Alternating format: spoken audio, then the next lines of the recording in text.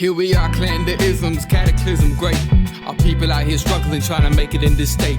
Everybody out here doing it, but we the ones who late. Now family, we the ones who gotta delegate. Get that money in the power, never be fake. Stick to cosign for 3. What did he say? Create jobs, support our own. Educate the same and buy back your home. Got 3 degrees, triple 10. 3 PhDs, now we on the CNN. DBTV, let's talk about negligence. Ignorance is bliss, but we can turn it to intelligence. Believe none of what you hear, half of what you see. Let's break it down here on Dr. Boyce TV. Here we are. We normally would call it Powernomics Thursday, but I don't even know what day it is. I think it might be Thursday. Thursday. It is Thursday. Okay, so it is Powernomics Thursday, and to celebrate Powernomics Thursday, you guys know that we get the chance to speak with and hear from the one and only, the extraordinary Dr. Claud Anderson. Now, Dr. Anderson, not only does he love you and love Black people just with all his heart, but he's also the author of a lot of books that everybody should have your kids reading during the quarantine. The books are called Powernomics, Black Labor, White Wealth, The Black History Reader, Dirty Little Secrets 1 and 2. His website is powernomics.com. And so, Dr. Anderson, I want to ask you to get started. How you doing today, sir? Oh, I'm fine. And I still got 2 motivating factors that drive me in front of the screen every Thursday. That's you, about 50%. And the rest, I have this uncontrollable desire to be able to be with Black folk and try to prep them to be able to survive and prosper in our society. I've been like that ever since I was a young boy. And I know I get criticized. People say, Dr. Anderson, you're a racist. All you ever talk about is Black folk. I say, you're absolutely right. You're Johnny Skinny right, because I love Black folk, even though some of them, half might not be worth a quarter, but I love that other damn half because they did something else. I just love Black folk. I miss them. I miss the Black communities. Well, you know, I tell you, I agree with you. You know, and I remember I heard, I think it was Farrakhan. I heard say this one time where he said Black people. He said y'all are difficult people to love. He said, and it made me think about it. I said, you know, because I'm thinking like, because some of my people are a little bit crazy. Some of my people are real damaged, you know, and it's real difficult, you know. Like I always want to help as many people as I can, but then sometimes, you know, you just run into situations that don't make no sense. Some folks you got to cut off, you know, and I just had to start telling people. I said, look, I'm a good person, but I'm not trying to let nobody exploit me, use me, or whatever. And so I think that when you talk about loving Black folks, I think about what you always talk about the importance of staying on code. You know, why we can't just say I love Black folks no matter what they're doing. If Black folks are acting out of pocket and acting ridiculous or whatever, or embarrassing themselves in the community, you have to draw a line. What do you think about that? Right, and as compounded by the fact that you got a lot of Blacks out here who are totally adamantly opposed to Black folk. They have a negative attitude about their own people. They suffer from a neurosis. It's called samboitis and angiomitis.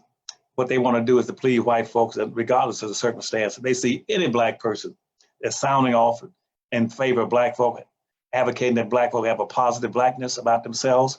And as I indicate, not only that Blacks need to stand up and profess that they are exceptional people. They're special people. There's nobody on this earth like Black folk. You're exceptional in all respects, and especially in this country. And that's to stand up. Don't let anybody use anything that negates you or subordinates you or makes you equal to all other groups. People say, well, Dr. Anderson, you know, Black folk ain't better than nobody else. Yes, they are. I said, my mothers tell me, you can't say you're better than everybody else. I said, you're damn skinny. I can. I said, Black folk built the damn nation. They're entitled to better, more respect. But I want Black folk like your listeners, tell them all, watch out for 2 groups. One is called the provocateurs. There's some Black folk that get paid to go out and try to degrade Black folk, particularly those Black folk who try to come to Black folk assistance. They're always trying to find something negative. And even if there's no negative things to find, they'll try to fabricate some just to try to pull that Black folk down. They're paid. They're either paid by the dominant white society, or they're paid by some of these various gender groups, or non-gender groups, or neutral gender groups, or handicapping groups, or poor people. They're paid to try to either subordinate Black folk or make themselves equal to Black folk. And the other group, as I say, to watch out historically for the Sambos. Sambos, they'll always show up and on any television screen or any movie. Just watch Trump. Whenever Trump speaks, You always see right behind him, you're gonna see one Sambo sitting there, one black face in the crowd. Or you go to the Fox channel, you'll see Sambos on there all the time trying to be broadcasters. Those people are paid to sell out their own people. And they get away with it because they know in their own mind what the white folks have been telling them, saying, you know what? You can sell your people out. Like Dr. Anderson said, they don't have any money or resources. They can't reward you or punish you. So you can say anything you want about them anytime you want them. But I want your religion to start saying anytime they catch a black person selling out black people that are trying to struggle to help them, nail them. Do anything you can to excommunicate them out of the race. And then make sure everybody knows it. Don't do any business with them. Don't talk to them. Leave the room they show up and cross the street when you're walking. Do not associate, affiliate, or identify with any black provocateur, a Sambo, or Aunt Samuel is always trying to sell black folk out, whether on the Fox channel or they call themselves liberal, and be on the remaining channels. But those are the three groups I say watch out for. Don't let them do it. But I tell black folk, it's your responsibility out there. You nail them every chance you get. And I learned that a long time ago down in Puerto Rico when I was invited. I'm extending this conversation, so let me take another 2 minutes. Down in Puerto Rico, and when I was with the President of the United States, they invited a big collection of people throughout this country, and in some other places of the world, come down to Puerto Rico, have a big discussion on racism, and so we can understand it. And during the course of that meeting in Puerto Rico, I kept the fort. I don't know what the fort was. We met in that fort. And I kept bringing up the issue about black folk and about how we need an accountability system in our race. Even though we lack the resources to be able to reward and punish people, we still need an accountability system. And I talked like that the first morning, all morning. I went out in the hallway and about 3 people came and followed me out. One was an Indian, Apache Indian. Another was what's his name? His name's slipping now. He was from Alpha Wong from San Francisco State. And he was an Asian, Chinese extraction. We had Goldie Chu, which is a Puerto Rican from Connecticut. We had a whole bunch of people of all different racial ethnicity extractions. They jumped all over me and said, Dr. Anderson, we're sick and tired of you coming to these major meetings and always spend all your time talking about black folk this and black folk that, and black folk don't have an accountability. They said, let's get one thing straight. They said, what's that? They said, everybody got accountability except you damn black folk. That's the bottom line of it. I said, what do you mean by that? And this Apache Indian said, Dr. Anderson, even though you might see these Western movies where you always see the cavalry and you see 2 or 3 Indians leading them out as scouts, trying to take them back, show them where the rest of the Indians are hiding. They said, we had a rule though in accountability in the Indian tribe. He says, any Indian that began to develop an attitude about selling his own people out and going with the whites or going with the military or going with the cavalry, they said the rule was this: if he ever showed up back, it was an Indian camp, bringing the troops back, whites men back, he said with the first arrow we shot would get him. To always kill the Indian scout first. Get him if you don't ever kill another cavalryman, get the Indian scout. They said they said the second thing, if he doesn't ever come back trying to sell you out, he want to live with support white folk, make him move out of the Indian camp and live outside the fort. So if you ever watch these movies, you always see some little teepees all around the fort. That's what they meant. That means if you're going to sell out your people, you have to get out of your tribe and go with white folk and live with them. He said, and Bustamante, who was a Chicano at that time, she says, we have the same rule. Our rule is that anytime you try to sell Chicanos out, our rule is that we make a basic decision. Always go with your own people. Don't ever leave your own people to go support somebody else. And then Alpha Wong from Chinatown, I remember him, he told me, he said, we had a key role in Chinatown for years in San Francisco, where we would not even let white folk bring in police into Chinatown. We said we have our own police, and that's what I tell black folk to do, get their own police force. Don't have anybody else, don't be hiring white cops trying to get a balance of representation on the police force in your own community. You get 100% black, live there, you should be 100% black on the police force. But anyway, he says in Chinatown, the rule was that if you ever sell a Chinese person out in Chinatown, he said the rule was you had to get out of town before the sun went down. If you stayed in town after the sun went down, 9 times out of 10, you floated in the bay. with your throat cut. They said we had two groups. One was called the hatchet man, other was called the tongues. They were waiting for you when the sun went down. They said, you black folk got to learn how to have your own accountability system. And so we'll make a long story that was real long, make it short now, is that we have to say have some accountability.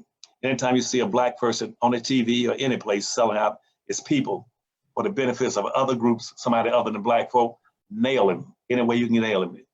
Excommunicate him out of the race, or deprive him of his resources, or deprive him of an income, but you nail him for trying to sell out his own people. And that's my end of my little long story, which I tried to make short.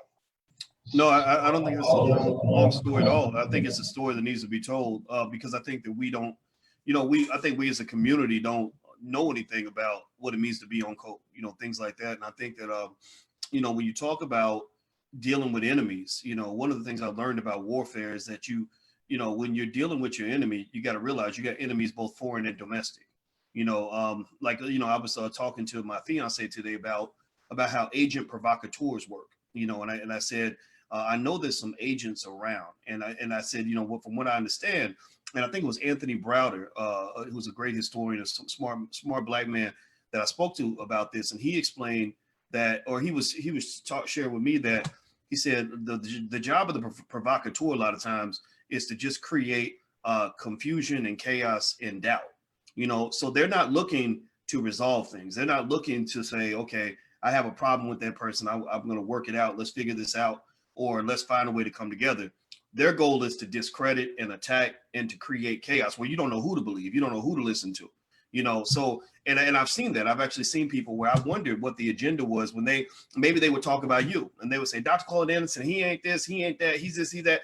And I'm sitting there thinking, okay, if you doing all this attacking, but you ain't got nothing constructive to say, what good are you?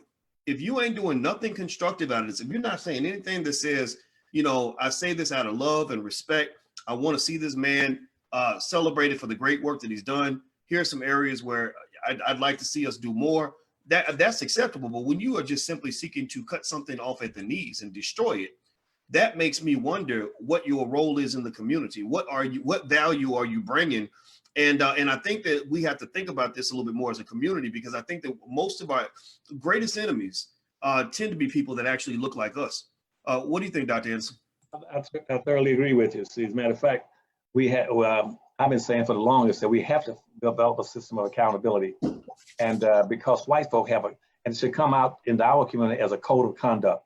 We need a code of conduct that would be able to isolate these individuals, identify them and isolate them and excommunicate them. And see, unfortunately, we're still abiding by the code of conduct that white folk put out for black folk in 1870, 5 years after the Civil War ended. White folk came out with a code of conduct saying that now that you black folk are free, you're going to be quasi-free, but you're not going to have any resources. You're going to be quasi-free, but a few of you might get a few jobs in the public sector. And if you get a job in the public sector, here's what you must remember. 3 things. 1 is do not try to advocate anything for the entire black race as a group. Anything you want to advocate, it must be on an individual basis. What they want to say is that, yes, we may have enslaved you, mistreated you, castrated, lynched you, and exploited you as a group. We can narrow down your impact by saying you can't ever talk about the group issue. You got to talk about only a single issue, that what happened to you with the whole standing. And that went into the Supreme Court system, which means now if you go to the Supreme Court, you can't go there and say, I'm fighting for the race. They said, no, you got to come here and fight only for yourself. That way we got you outnumbered 1,000, 1,000,000 to 1. And so that was the first thing he told them, that you cannot fight for black folk as a group. 2 is that when you come into a public job, a public sector, or doing anything, become a visible person, never also try to hold white folk accountable for what they did to black folk during slavery. That was the second cardinal rule for it. And thirdly, if you get into a public office, don't bring a black agenda to the public forum. And so black folk have been abiding by that ever since in the 1870s. And that's why just about a few weeks ago, here's a black man, the highest ranking black man in the Democratic Party, speaking on the issue of reparation. And I said, I cannot believe this guy is going that far back into Samboism and Samboism. He stands up and says, I'm opposed to immigration. This is the highest ranking black in the National Democratic Party. And he's also a member of the Congressional Black Caucus. He said, I'm opposed to integration. And he said, I'm opposed to it. And he tells whites this as a provocateur from our own race. I'm opposed to it because it's very hard or difficult for us to be able to decide who should get reparations. And so that would be hard. And then decide how much they would get. That's too hard. And the best thing to do is not just for us as Black folks, forget about reparations. If we're going to do reparations, give reparations to everybody. He comes out, proposes reparations for whites too, poor whites as well as Blacks. Anybody and everybody gets reparations. And that leads you over to what you mentioned to me earlier about this whole new $2 trillion budget they're going to come out with to try to deal with the virus. They always want to use these very broad, ambiguous terms. And here's a Black man, the highest ranking Black man in the United States Congressional Black Caucus from South Carolina, recommending that what we should do is forget about reparations unless we can give it to everybody. He ignores the fact that everybody wasn't enslaved. Everybody has been lynched, castrated, subordinated, exploited, misused, denied resources for 460 years, only Black folk. But you got those kind of provocateurs, and right now they're still sitting in the Democratic Party. As we begin to go into this major election, here's Black folk making up 38 to 40% of the Democratic Party, and here's a Black man in the Democratic Party at the highest level saying, y'all don't need anything. And see, Jesse's made those same kind of statements years ago talking about, we don't want a handout, we want a hand up. I said, what the hell are you talking about? You don't need a handout. You need any damn thing you can get. Elbow up, you get elbow up, anything you can get. You get it and take it and keep on going. Don't tell, if you don't want any reparations or you don't want a handout, keep your mouth shut and go home and sit down and look at TV. Go watch Oprah on TV. Well, you know what, Dr. Anderson, was funny. And by the way, everybody, I was speaking with Dr. Claud Anderson. I want to mention his website and his books. His website is powernomics.com. That's where we can get his books. A lot of you have kids that are at home, for the whole quarantine thing. This is a great time to introduce your children to Powernomics principles. It's about Black economic power. That's really, really important. And so given that you got this time with your kids, given that you got this time, away from the plantation, I encourage you to use this as a transformational opportunity. You're about to get this stimulus check. Take that money and start a damn business. Take that money and make an investment. Take that money and change your life. Step forward. This is an opportunity. Whenever there's this kind of chaos, this is an opportunity for you to make a meaningful long-term transformation. So I encourage you to do that. Dr. Claud Anderson's website is powernomics.com. That's where his books are, at powernomics.com. How many of you, raise your hand in the chat, type yes if you have already obtained some of Dr. Anderson's books, or you have them on your bookshelf, or you have your children reading Powernomics. Shout it out so everybody else can hear you, because this is something, and I'm putting the pressure on you. I'm really pushing you on this because I'm not asking. I'm strongly encouraging. I can't tell you what to do, but I'm really, really pushing you guys to take this seriously because we need solutions. And the reason that I bring Dr. Anderson on a regular basis is because we don't have a lot of elders that are giving us real solutions. They're giving us a bunch of BS. This man is giving us something that we can actually sink our teeth into. It's a power plan. It doesn't have to be every piece of your plan, but it should be part of your plan, because I know it was part of my plan. So by the way, everybody, please if you haven't hit the thumbs up button, please hit the thumbs up button, share and subscribe button. Also on Instagram, I want to say hi to you guys. My Instagram is the real Boyce Watkins. And I just want you guys to know, I think I saw somebody come in here that said something about Dr. and called him a negative name or something like this. Is like, who's this idiot talking, or something crazy they said. So just so you know, I just need you to understand this platform is for intelligent Black people, and being here is a privilege. It's not a right. We don't beg people to come through here. If you jump out a code too far, you're gonna have to go. You're gonna have to go, because intelligent and productive Black people are talking, and the coons need to stay out the door. So you can go somewhere else. You're welcome to do that, but you are not going to be allowed to stay if you come up here and show an ounce of disrespect. You can disagree with Dr. Anderson, but you cannot disrespect. We will not allow that. So if you agree with me, if you are okay with what I just said, then somebody type amen in the chat, because that's what we believe. It's time for us to get serious as a people. It's for us to be taken seriously. You won't be taken seriously until you become serious. So Dr. Anderson, let me ask you this question. Let me tap on that before you leave that point. If anybody calls in on your show and tell you that they disagree with me and to call me a bad name, you tell them, first of all, go back and tell them to pull out their resume, pull out mine, and then compare them. If you have not had the educational experiences I've had, I got 6 damn university degrees, okay? More than 1 doctorate. 2, I've been at every level, the highest levels of government, from the federal government all the way down to the lowest level in the state and city government, period. I'm the only Black that's ran national campaigns for governors and presidents. I'm the only one that's headed up the international trade programs in the third world nations, where I was taking resources in everything from the Caribbean to South America, to Latin America, Venezuela, Cuba, France, England, and Africa. I headed up the trade missions. I wasn't a part of it. I was the only black I know in history that was over the education system for an entire state for 8 years. That's everything from the highest, from universities to the elementary schools. And I know a lot of blacks might talk about, well, we got some black professors. Hell, I was over all the damn professors. I was over every damn professor in the entire state of Florida, period. I headed up education for the state for 8 straight years. I can go on and on. I'm the only person I know to start all these major industries in the country. You tell them if their resume can't match mine, I don't want to hear a damn thing they got to say. And if you don't have those kind of academic training, you've not had that professional training, you've not had that political involvement across multiple levels for national and international politics, I don't want to hear a damn thing you got to say, period. You tell them to call me and tell me that kind of stuff. All right, well, there you guys heard it. I just, people can believe what they want to believe. I just don't want them, hanging out, being destructive. If people can disagree, or if people want to disagree, they can disagree. But it just like I apply the same rule to myself. If I'm gonna disagree with you, I'm gonna do so respectfully, unless I don't want to be your friend. If I don't need to be your friend, then I don't care. But if I want us to maintain a relationship, then I'm just going to correct you, and then we're going to move forward in a productive way. But but Boyce, they should have a legitimate reason for disagreeing. You can't just sit up and disagree with somebody that's been trained and experienced in doing something for 50 or 60 years. You can't sit there and say, because you sat in a bathroom and a notion came to your head or to your butt, and all of a sudden you run out and say, I disagree. Based on what? What do you disagree with? What's your basis? What's your criteria for disagreeing on any damn thing? If you haven't got a healthy, strong, intensive background in economics and politics and education, then don't disagree with me. Just keep your mouth shut and keep on going and keep doing what you've been doing for the last 50 or 60 years for yourself, but don't take any of my people with you. If you're stuck on stupid with Gorilla Glue, don't try to take some other blacks with you. You go down the road by yourself.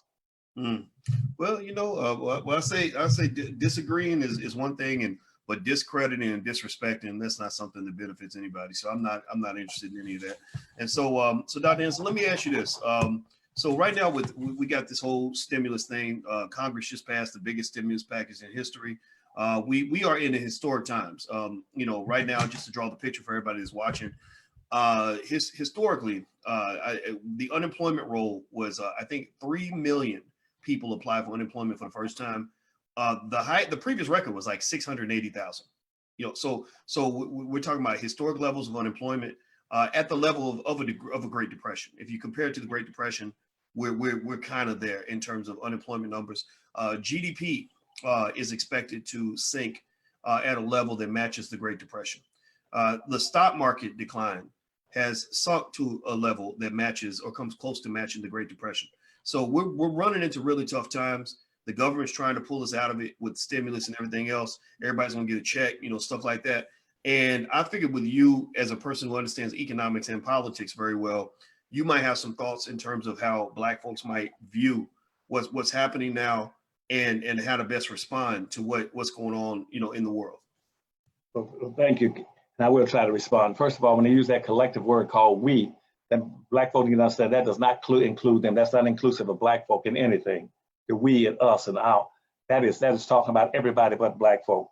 If we go through that stimulus package, you have to understand, they start talking about, for instance, we're going to pick the most vulnerable people in the society, and we're going to reward and recognize them and give them some money.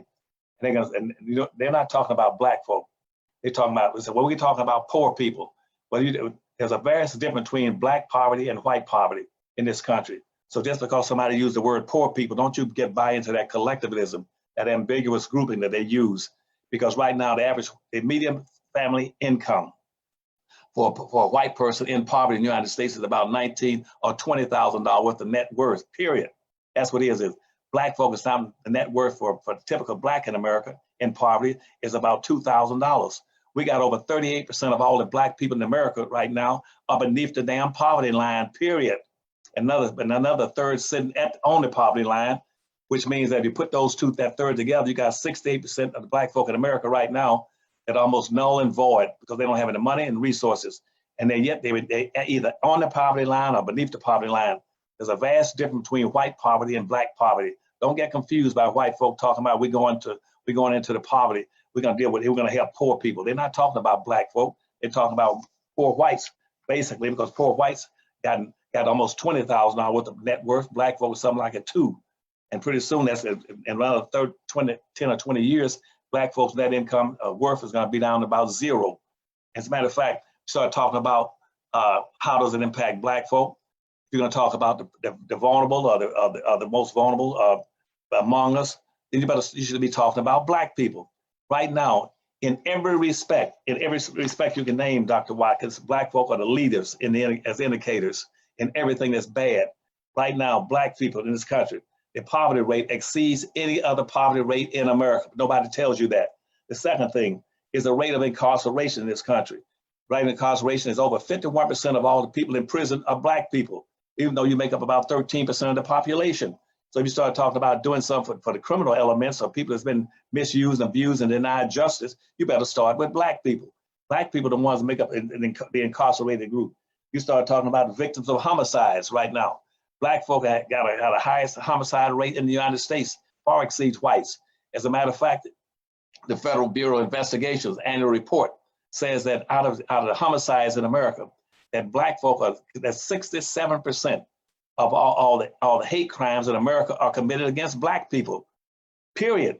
It isn't saying it's against Asians, Arabs, Indians, anybody else, midgets, one-legged, one-eyed people. It says against black people. 67% of all the hate crimes. And nobody's going to identify this. You got to start prioritizing and indicating things based on a ranking order of oppression, misuse, and injustice. You start talking about things like the denial of access to money for loans and mortgages. Black folk lead are #1 denied people in the country. We start talking about obesity. Black folk are the #1s with health problems in the country, with diabetes and stuff like that, obesity and diabetes. Black folk also the #1 leaders in the country in death sentence, the misuse of the death sentence. I can go on and on. Black folk are #1 in everything that's bad. Black folk right now, black folk are carrying, Dr. Watkins, they're carrying 7 to 8 times their fair share of everything that's bad. So you start talking about putting out a recover budget or $2 trillion budget for the most vulnerable. Who are you talking about? You're going to talk, you put it in very broad terms. So we're going to give everybody what you just said. We give everybody $1,000 to $1,200 to $2,000. That doesn't mean very much to no damn black people. For $1,000, you can give a one-time shot. You can give $1,000 to white people who got a net worth that's almost 3,500 times greater than black folk. The average American right now, across the board, the average American has 3,500 times the wealth of the average black person. You're going to give $1,000 to each one and pretend they're equal. The worst thing you can do is to pretend that somehow that unequals are equal. That adds insults to justice, point one. Point two, the worst thing you can do is try to pretend that somehow that all people have contributed equally to develop this nation. That's the second biggest lie that was ever told. Black folk would develop this nation with their labor way before 99% of the people ever arrived in this country. I can go on and on, but watch those very broad in terms that they're going to use in that budget. They start talking about who's going to get the money. They start talking about, well, we're going to give it to small businesses. They're not talking about blacks. Hell, blacks have less than 1% of the damn businesses in the country. Even Hispanics that came in the country, been here less than 40 years. They got 3 to 5 times more damn businesses than black folk, and the more income in those businesses than black folk. They haven't been in the country for 30 or 40 years.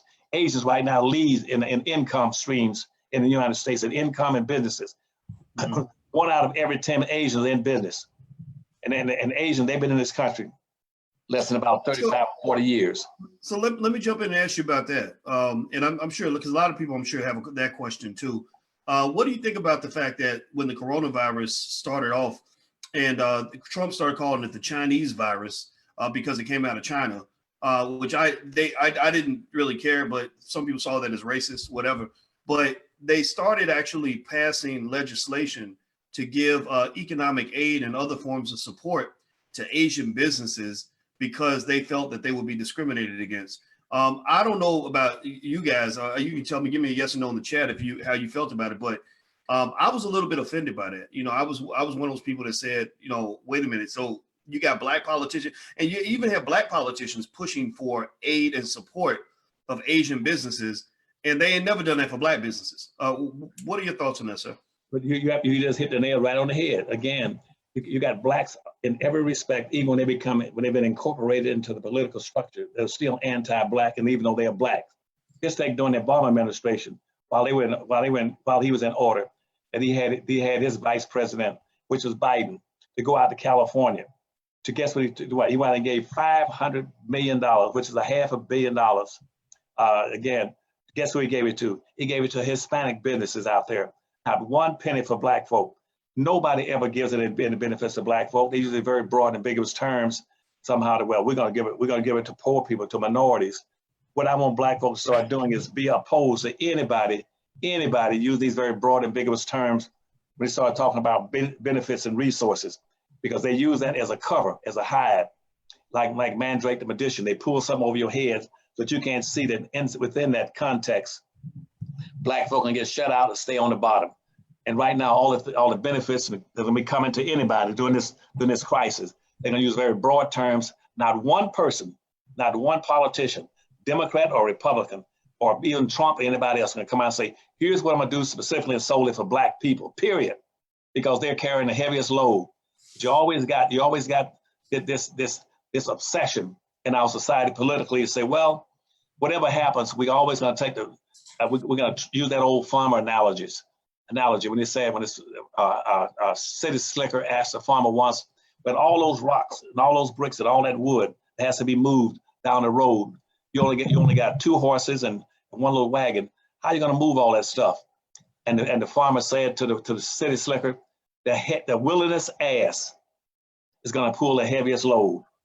The wilderness ass will pull the heaviest load. They use that in economics and politics. I'm just telling you that from the national and international level, when I carry up trade missions, black folk in this country are viewed as being the wilderness ass. They carry everything. That's why when they're used as a platform in this society.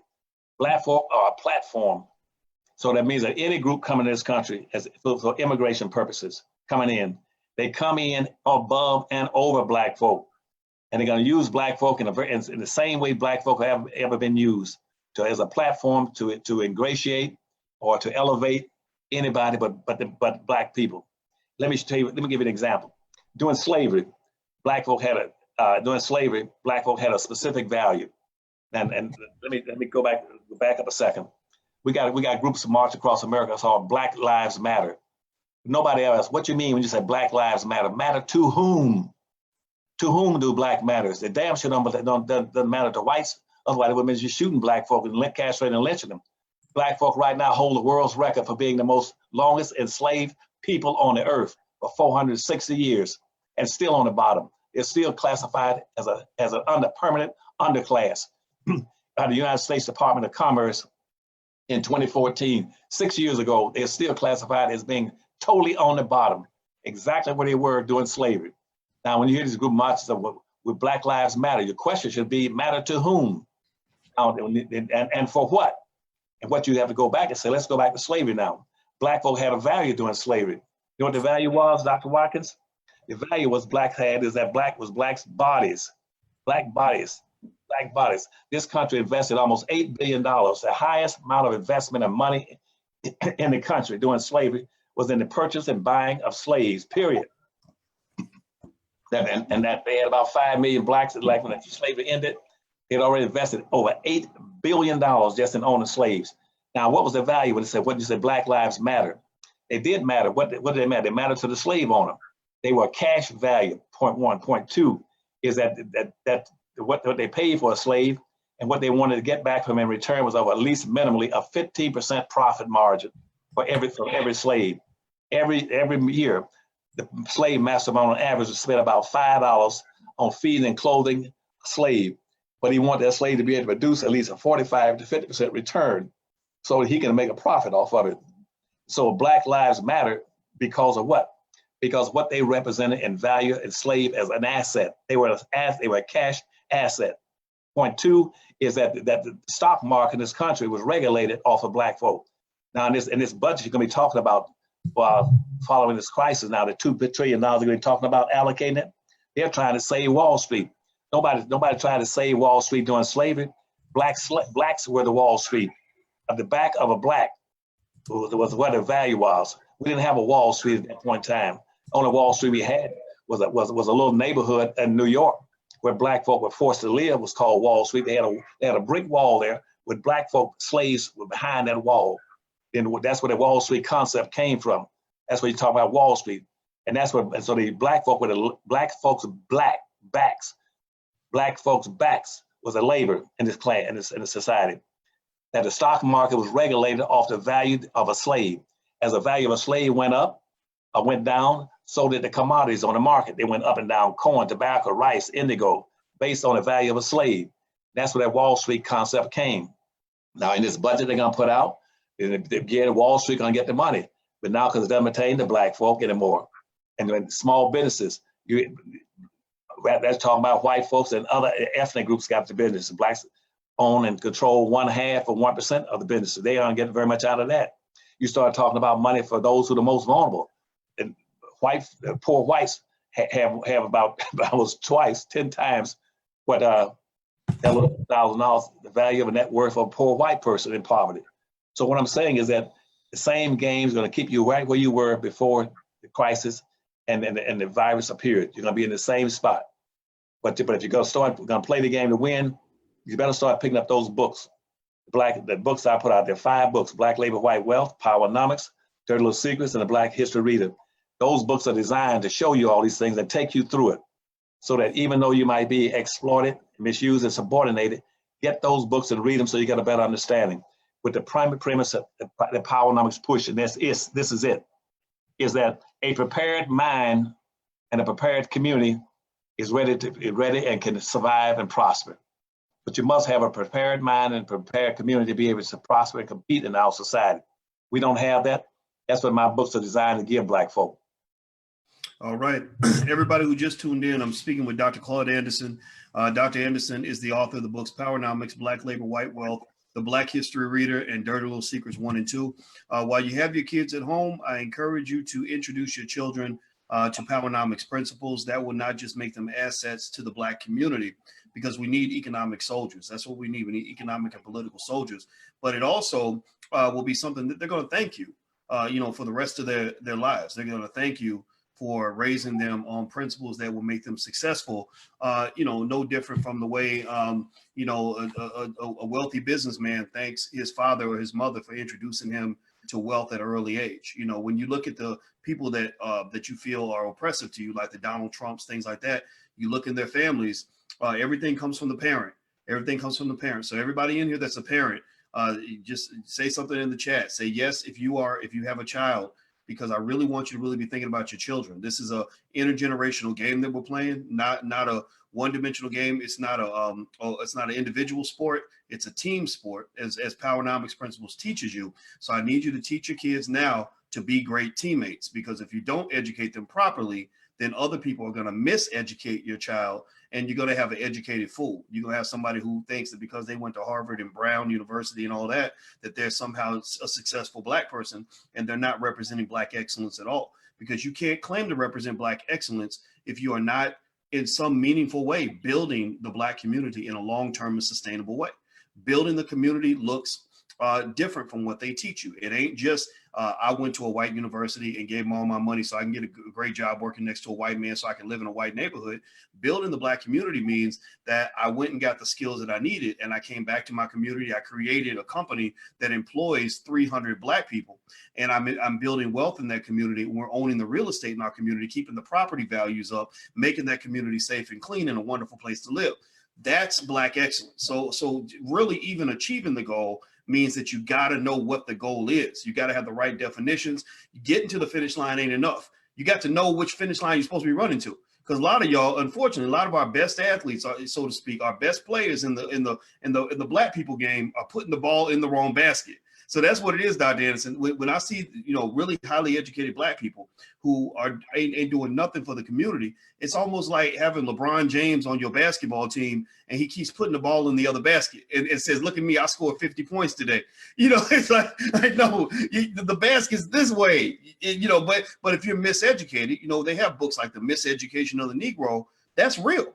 And so one thing I'll say here, Dr. Anderson, by the way, before I move on, everybody, take a second right now. Please hit that thumbs up button. Hit the thumbs up button. And everybody on Instagram, you guys are on my phone. My phone might die at any moment. So if it does die, you can just go to drboycetv.com and you can watch the rest of the conversation. But one thing I wanted to ask you about is, Dr. So right now, right, we're in this situation where everybody's quarantined. Now, the quarantine, I think that's a story in itself, because I don't know about everybody watching, but being quarantined really actually had a soothing effect on me, where it forced me to get home, sit still, be with my family, think about my life. You know, the kids are not at school every day, so we're getting to know the kids. We're educating the kids in the house every day.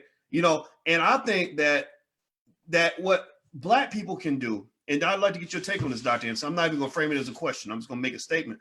I believe that in this moment, this is your opportunity to escape whatever it was that trapped you in the first place. Two things that trap you, in my opinion, if you're Black in this country, that destroy you. One is 97% of all Black people are working for a white person. That just like it was right after slavery. You know, I think that if I'm trying to get away from that, if I'm one of these millions of Black people who hates working for white folks every day, I use some of that stimulus money to learn how to start a business, right? Or to figure out a way to make that transition, right? Two, another way that we are negatively affected. Our kids every day are going to school being educated by white people who hate their guts and who are teaching them the wrong stuff, ain't teaching them at all. So the kids come out all mangled and messed up. I mean, just all over the damn place. You know, brains ain't even working right. And we still somehow stuck to this idea that white people are better at educating Black people than Black people could ever be. That's an inferiority complex. So if I'm a parent and I'm in that situation, I might be strategizing on ways to use this opportunity as a chance to just change everything. You know, make a flip. Like you've been in this abusive relationship with white supremacy all these years. Sometimes, you know, so now, you know, it's like how you have a wife who's in an abusive marriage who waits till her husband goes out of town. And then while he's out of town, she packs her stuff and leaves. I think that while they're letting you come home and be with your family, that maybe you make a long-term transition so that maybe you can move on to a different life. Maybe you're running a business now. Maybe you're working from home, or you're working online, or you're educating your kids through a homeschool network. What are your thoughts on that, Dr. Anderson? I think you hit the nail on the head, because what you're really advocating is that we should need to reverse what we started doing in the 1960s. And we started with the civil rights movement. What the civil rights movement did was strip Black folk of all their resources, strip them of their communities, strip them of the inability to be independent, self-sufficient, and to be able to rely on themselves, to be able to provide the basic necessities of life, right where they live, right in their own neighborhood. And see, what's happening now is that we are extremely vulnerable, because right now we don't have one single Black community in America, period. We're 100% consumers now and almost zero producers. We don't have that. When I was a kid, we had communities, we had doctors to be able to handle medical any kind of viruses or medical interventions or attacks on the body, or accidental, whether it was inflicted. We don't have that anymore. There aren't very many Black doctors in the Black community in America anymore. They're not. All our Black engineers are gone because we don't have a community. We don't have Black doctors. If you go right now to the hospital, most of the people are going to be waiting on you are not Blacks. They're Indians and Arabs and everybody else coming to the country. You don't have a community. And so you're very vulnerable right now. You can't sustain yourself. You don't produce very much of anything. And where are the major Black grocery stores, supermarkets? When I was a kid, we had supermarkets and grocery stores. Right now, in the midst of this crisis, where are Black folk going to get their food? Where are they getting it from? Where are the Black folk going to go get their medications for any regular illness, common illness they already had before the virus even arrived? Where are they getting their medication from? They don't have the drug. Where are the clinics and the hospitals in the Black community? We used to have Black hospitals and Black clinics. We used to have Black doctors and nurses. We used to have Black drug stores. We used to have Black grocery markets, supermarkets. You don't have a damn thing now. And so you're very vulnerable, very vulnerable. You're sitting there now when they quarantine you, saying stay in your house. And even you get out, by the time you get out, you got to go to somebody else's neighborhood across town or someplace else to get it. Black folk are in extreme danger right now. And that's why I've been advocating from day one that we start rebuilding these communities. And Martin Luther King, it dawned on him and right before he got assassinated, what I've been saying about 8 years before he got into that situation. I was always opposed to social integration, because what you said by social integration is that we can never be anything unless there's a black child that's sitting next door to a white, in the same classroom as beside a white child. That through osmosis, if a white child is sitting there, the learning will creep off a white child, crawl across the floor, crawl up a black folk's leg, and enter his head if he's black, sitting next to a white person. That's called social integration. That black children cannot learn unless they're sitting beside a white child. That I was totally opposed to in the 1950s. I still oppose it. Black children can learn. They can be effective. They got good black teachers and instructors. They got a good, healthy education environment in their own community. Right now, 75% of the damn black kids in America are being bussed out of their community over to white communities to get an education. I go to a place like Detroit, Michigan now, 92% black city. Guess what? All the black kids are being bused into the white schools or in the charter schools. That whole concept of charter schools started in Florida when I was over education for the state of Florida. They said, whites said, you know what? We're so opposed to integration. This is our chance to really nail black folks' butts to the wall. What we'll do is that we'll impose integration by extracting all the money out of the public school system. The public school system was really set up for black children back in the 1860s to educate all those millions of black folk coming out of slavery. And let's go in now, and what we'll do is that we'll try to bankrupt the public school system by underfunding it, and that way it'll fail. And when it fails, we'll set up religious academies, religious schools, segregated academies, and charter schools. So all that money would go into the white community, go back to the white community again. That's why 20 years ago I checked, we had $108 billion in educational programs in black communities across America. They put this in the charter schools, so we want every penny of that. We're gonna make sure we set up charter schools and show black folk how to love charter schools instead of the public schools that was set up to benefit them. I said, good God, what does it take to wake our people up? Well, I'll tell you what, it's a mess, and it's going to take a lot of work. But I will say this, I think that, first of all, I want everybody, we always do our B1 ritual.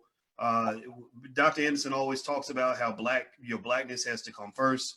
And so that means that if you believe that black people come first, if you believe that your community matters more than any other community, type B1 in the chat. B1 is our philosophy. That's what we believe on this platform. Doesn't mean other people don't matter.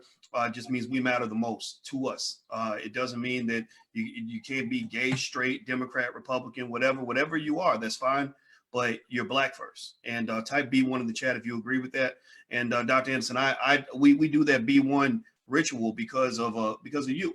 You know, you in Powernomics always talked about vertical issues versus horizontal issues, and why remembering that you're black first allows you to avoid the confusion that comes when you start grabbing onto other issues, you know, whether it's something presented by LGBT or something presented by feminists or something presented by Democrats or Republicans. You just always say we should start with a conversation about being black first. Can you kind of talk about that, like your horizontal issues versus vertical issues? Right. Okay, I will do that. For instance, when Winston-Salem, North Carolina, let me use that. Let me jump all the way to the end of what I was going to say to you, walk back into it. In Winston-Salem, North Carolina, we had black communities there, and I love those black communities. And in that black community, we had some of our own businesses there. We had our own, for instance, Martin Luther King was talking about integrating buses, white buses, so that black folk could sit on the front of them. I didn't care about blacks sitting on the front of white buses. As a child, the fun was on the back of the bus. That's what we had fun, sitting on the back. We had fun. We didn't care, give a damn about no damn sitting on the front of the bus. And secondly, in Winston-Salem, we had our own buses. We had the Safe Bus Company. So you can look it up on your computer. You want SAFE, called Safe Bus. We didn't have just one or two buses. We had over 500 buses, and our buses were not only service the black neighborhood, it serviced the white neighborhoods too. And guess what? Blacks first. All of our drivers were black. Our mechanics were black. Electricians were black. Administration was black. And we took care of black folks in the black communities. Now, whites rode our bus. You know, we didn't tell them they could sit on the front of the black buses. We didn't care. We give a damn. You know why? Because we understood And my family was one of the 4 families that owned the black bus line in Winston-Salem, North Carolina, because we understood that if the bus is moving at a decent rate of speed, it doesn't make any difference whether you sit on the back of the bus or the front of the bus, because the back of the bus will be where the front of the bus was in a matter of a second if it's moving. So who cared where you got off, where you sat on the damn bus? But what we cared about was that who was collecting the money from the bus for fees and for paying to ride the bus. That money went into the black pockets, went into our corporations, our businesses. That's where we hire our own people. We had our own not on bus lines. We had our own cab companies. Whites had 3 cab companies in Winston-Salem. They had the Bluebird and the Yellow Cab. They had 2. They had Bluebird and Yellow Cab. We had 2 cab companies. We had the Camel City Cab Company and the Harris Cab Companies. We rode in our own buses, in our own cabs. But guess what? When they integrated, blacks didn't want to ride in the black cabs anymore. Nor did they want to ride on the black buses anymore. And so when Martin Luther King all them integrated the buses down in Montgomery, Alabama, that they constantly every year celebrate, we integrated the buses. Who gives a damn? Because when that movement, and they might have integrated the buses out in Montgomery, but up in Winston-Salem, North Carolina, we had black buses. And so, and some of the black folks says, you know what? They've integrated the buses down in Montgomery, and blacks could sit on the front of white buses down there. Why can't we sit on some front of black buses, white buses up here? We said, because we don't have any white buses up here. They said, well, we'll get some so we can sit on the front of them. So guess what? Duke Powell, with all the money, big family, they came in and got the chart and pushed us out. And so they can have a white bus company out there. What Duke Powell company buses that could drive so black folk could sit on the front of white buses. They put our black buses out of business. They put our black cabs out of business. We had 2 movie theaters, Lincoln and Lafayette. Whites had 3 movie theaters. Guess what? They put our theaters out of business because blacks wanted to go to white theaters. They felt sitting in a white theater looking at the same damn movie. That made white ice was colder. So I'll stop there because I'm going on and on lecture, but you get my point though. Yeah. You're talking about self-esteem. As to me, that's what I'm seeing. I'm hearing a conversation about self-esteem in terms of figuring out where is your head at. If your head is focused on the simple basic stuff, then you're not gonna get the advanced stuff. If you focus on playing checkers, then you'll never win a chess match. And business is a chess match. Employment and consumption is a checkers match. And so the chess master will always beat you if you're playing checkers and he's playing chess. And so I think that it's interesting that when you talk about how the businesses that were in the black community came to not exist anymore. If you think about that, right? If I'm thinking like a businessman, I'm thinking about ownership, power, and control, right? I'm thinking about, who owns what, et cetera, equity and all that. Somebody who's just looking for a job is going to be thinking, well, how much am I going to get paid every hour? Somebody who's just looking who's only trying to look cool or be comfortable is going to say, well, I want to just buy the product. I'm not really thinking about the distribution or the supply chain. I'm not thinking about the ownership or who gets what. All I'm thinking about is trying to get a product that makes me comfortable. So really, that's why one of the reasons why I push very hard for black people to educate our own children is because when you educate your children on economics at an early age, they can see the whole piece of the puzzle. I was out running this morning with my fiance, and that's what I told her. I was explaining to her how money was made and how the whole cycle, how the whole process works. And I said, the reason that you had, the Rockefellers and people that were able to make billions of dollars because they understood the whole process, the whole circle. But a worker only understands his little piece of the circle. The consumer only understands their little piece of the circle. And I believe that at an early age, our children need to see the whole ecosystem so they can figure out where they want to position themselves to have the power. Because if you don't position yourself to have the power, then you're going to be manipulated by people that have power. And so it doesn't mean all of our people got to be on board with that. Maybe it's almost like a little bit of a talented 10th kind of thing. Not talented 10th as far as people that went to Harvard and all that. I'm talking about talented 10th in terms of the people that actually have the courage for leadership, the people that have the commitment to guide the community in a certain way. And so what I'm really saying to everybody out here that, all you parents that have children, I would like to ask you to train your children to become the economic soldiers that represent the talented 10th for the 21st century, where they're going to guide the community. Everybody else might be thinking about trying to get to the parties or how to go buy the new Air Jordans when they come out or the new iPhones. But I want your children to be the ones who say, okay, let's figure out how we can own a piece of that. How do we set up the distribution process? How do we set up the supply chain? What is the monetization process? Who owns the factories? Who owns all the things that are a part of this process? Because if you don't have somebody that's equipped to drive the car, then you're going to have problems. Everybody can't be a damn passenger in the car. Somebody got to get a goddamn driver's license. So, I need you to teach your kids how to drive the car, because we got too many passengers and not enough drivers. And guess what? When you try to sign to be a passenger, the white man shows up and says, well, our kids can drive. We'll drive you. We'll drive you to the other side of town and dump you in the river. That's what we're going to do. So anyway, Dr. Anderson, I'm gonna let you get the last word. And by the way, everybody, hit that thumbs up button real quick. Please hit the thumbs up button. And on Instagram, if you want to follow us on Instagram, it's the real Boyce Watkins on Instagram, or you can also follow the Black Financial Channel on Instagram. So follow that on Instagram. And Dr. Anderson's website is powernomics.com. That's powernomics.com. Dr. Anderson, I'm gonna let you get the last word before we head on out of here. Do you have any final thoughts that you'd like to leave as we bounce out? But yeah, I'd like to reemphasize what you just said. Your rights comes from what you own and control. Unfortunately, Black folks were put on the wrong track way back during the Civil Rights Movement. And when they're searching for rights, rather than searching for rights, that's a waste of time. The only thing a right means is a suggested, a possible opportunity. Opportunity ain't worth a quarter if you don't have the ownership and the control of the resources. I got an opportunity right now to go to Europe or to fly to the moon, but if I don't have the resources, I'm not going a damn place. You got to have the resources. And so Black folk need to be concentrate not on chasing rights, but chasing resources. And once you get those resources, what you own and control. All the other groups you're competing with, they learn that early in life in America. And that's why they don't put their money in your community. Black folk right now spend about 96% of all the annual income, disposable income that comes through Blacks' hands every year, Dr. Watkins. 96% goes right back into the white community. And out there, which goes back, about 3% of that go into minority, so-called immigrants groups coming into America that have set up businesses in the Black community. They get 3%. That makes it 98% going out of the Black community.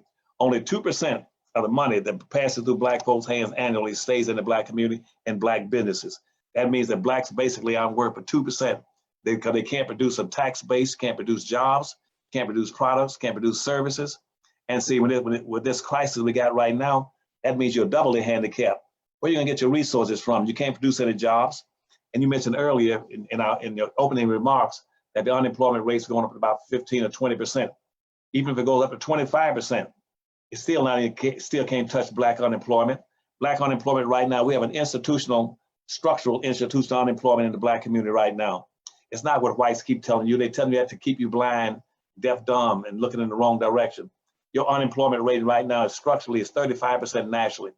And we got a structural rate that in some of the major cities like Detroit is 48%, 48% in Baltimore, 49% in Pittsburgh, 51% in New York. That's your unemployment rate. And that's because that means those people those Blacks right now have no opportunities of being able to compete. And the white folks are talking about, well, our unemployment rate might go up to 20%. That can't even touch Black unemployment, because what Black unemployment really amounts to, nobody wants to call it that. I'm telling you, because you have a business school, it means it's called joblessness. See, in the Black community, unemployment is really joblessness, because all the other people work for their own businesses. 95 to 96% of all the Asian, Arabs, Hispanics, and whites work in their own businesses in their own communities. 98% of all Black folk work either in some level of government or in other people's communities. So it's joblessness. If you get your businesses where you hire your own people, you don't have to depend on whites for anything. And so I tell Black folk, it ain't about hating anybody. It's about learning to put your self-interest first and make sure your money bounces 8 to 12 times in your own community before it leaves. That's why Chinese right now, Chinese not gonna hire the Black folk. You ain't not gonna find any Black folk working in Chinese restaurants and Chinese neighborhoods. You go to Chinatown, any place in America, you're not gonna find any Black business in Chinatown. You're not gonna find any Black businesses in Jewish towns. You're not gonna find any Black business in Detroit, in Dearborn, and Arab town. You're not gonna find it in the black business in little Cuba, little Havana, in Miami. Nobody would hire black folk, not that blacks put up business in their community. We got it backwards. And Martin Luther King figured that out right before he got assassinated. He said, I have to admit I was wrong. You cannot have social integration in America until you have economic integration. You cannot have economic integration until you begin to redistribute some of the resources and money back into the black community. And then right after he got assassinated, he said, what I've done is lead black folk into a burning building. And that's what I've been preaching in my books. All my books teach you how to play this game and learn how to play it. It's called a library pack. So I'm gonna get out there and read those books. And don't worry about criticizing me because I don't say what all the rest of the people say. I'm not trying to get along with whites or anybody else. The only people I'm trying to get along with in America is the same people I'm trying to get along with all my life. That's black people. I love black folk, even though a lot of them pull up short. I still love the major part of them, okay? And I had a good time with you again today. Tell your people and supporters I love them. Tell them to go buy those library packs and read the books and learn how to change their behavior and start practicing group economics and group politics with their own self-interest being first. All right. Well, everybody, could you do me a favor real quick and please give a digital round of applause to Dr. Claud Anderson. Let him know how much you appreciate him. Let him know how much you love him. Just say something in the chat. Thank you. We love you. Something like that. Just let him know how you feel. It's very important we do that.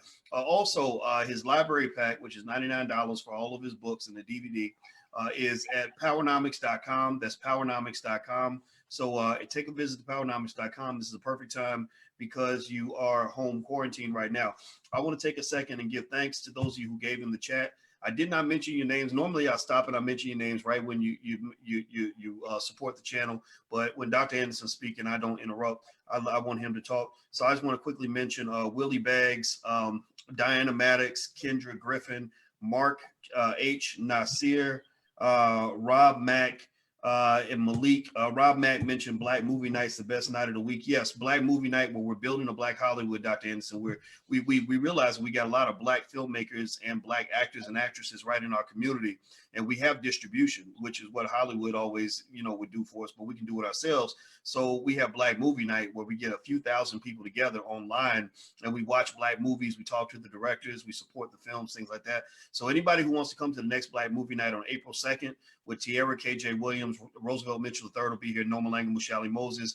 The film is called Raising a Black Scholar, and it's all about the Black homeschool movement, how many millions of Black people now are taking their kids out of public schools and finding a way to homeschool. So if that's something that interests you, if you just want to support Black filmmakers, it's a good movie. Go to blackmovienight.net. That's blackmovienight.net. You can see the schedule and you can register for free. It won't cost you anything, sponsored by the Black Business School. Also, the other question, I saw Willie Baggs asked a question about the Dow. Why is the Dow doing well despite all the bad news? Well, that's going to be covered on the Black Financial Channel. So make sure you subscribe to theblackfinancialchannel.com. We're going to talk all about the Dow. Today's Dr. Anderson's time, so I'm just going to focus on that. Dub Black says that you love the Black Wealth Calendar. Anybody who wants to get one of the Black Wealth Calendars where you can put wealth principles on your refrigerator can go to blackwealthcalendar.com. That's blackwealthcalendar.com. So that's pretty much it. So Dr. Anderson, I want to say thank you very much. And I'm going to keep mentioning powernomics.com because I think it should be in everybody's vocabulary. And I want to say thank you very much for your time, man. I really appreciate it. Well, I thank you. And you tell the people that I love Black folk, and I apologize if I'm too Black. I know a lot of times that people would not give money. Some of the richest Blacks in America would not give any money to the Harvest Institute, which is the only Black think tank we had in America, saying, well, Dr. Anderson is just too Black. And I'm sorry if I'm too Black, that I'm offending them by being too Black. But again, those are my people. I love them. And as a pilot, like I used to tell all my passengers on the plane, that if we lose cabin pressure at 30,000 feet and the mask fall down, put the mask on yourself first. Don't get up and try to save the world, save anybody else. Jesus Christ came here and been there. He's already hung on the cross. You don't have to save anybody else. Start learning how to save Black folk and put the mask on yourself on my planes and take care of my people, and we'll all land and be in safe and healthy condition. I thank you, and I enjoyed you again. And take care, buddy. I look for next week, and I'm gonna see how many of those people go to buy the books this week. I'm gonna say that damn Boyce Watkins boy. He tell those people to read that book. They started reading. They read Boyce Watkins tell them to read. And so I love you, buddy. Well, they know that I don't recommend a lot of people's books, a lot of people's stuff. I save it for stuff I really believe in, and I believe in Powernomics. I read Black Labor, White Wealth, the other book, and I mean, that book just blew my mind. I said, okay, finally, here's a man who gets it. You were answering the questions that I always had that were never properly answered by the public school system. So it was almost like the missing link, you know. And I'm gonna tell you, if you guys read, my favorite was Black Labor, White Wealth. They're all good, but Black Labor, White Wealth just hit the nail on the head for me and transformed me in a way where I will read that book over and over again. You ever have like a favorite movie that's so good, like Set It Off? Remember the movie Set It Off? And I like that movie so much I could watch it over and over and over again because I thought it was that good. Black Labor, White Wealth is like that. I'll read the chapters repeatedly because it helps you understand what you're dealing with, what you're up against, and that racism was not created in a day. This is hundreds of years of social conditioning and social order that they put in place in a very strategic manner to control every aspect of your life, because you are a caged animal to them. You are an asset, and their goal is to manage you. So you're not going to manage me. No, sir. So thank you very much, Dr. Anderson. I appreciate it. One last thing. What do you think about the Black History Reader? Did you read that? Well, yeah, I did read that too. I love all the books. I love them all, you know. But Black Labor, White Wealth grabbed me. That was just, maybe it's because that was the first one, right. But the other, all of them are good. I think the Black History Reader, that should absolutely replace history class for Black people. And why the hell you got your kids going to school learning how to honor George Washington when he used to beat slaves and rape Black women? And, come on, that don't even make no damn sense. So Black History Reader to me is that's what we need to do. We need to control all of that. Just take it all over. Well, thank you, and thank you for all your support too, buddy. And you take care. And until next week, be blessed, okay? In all respects. Take care now. You too. Bye-bye now. Bye-bye now. Bye, everybody. You guys have a good day. See you soon.